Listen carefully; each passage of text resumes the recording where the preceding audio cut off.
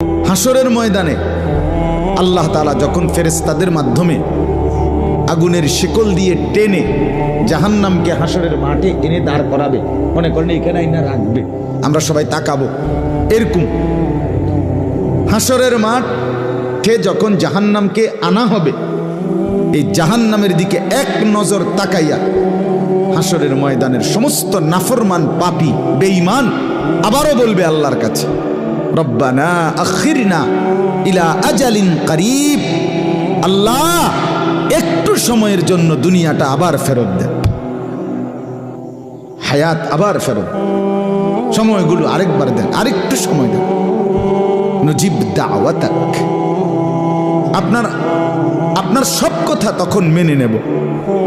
ওয়ানাত্তাবিউর রুসুল, আপনার রসুলদের আনুগত্য করব। আল্লাহ বলবেন না, না বান্দা, এখান থেকে কাউকে আর ফেরত দেওয়া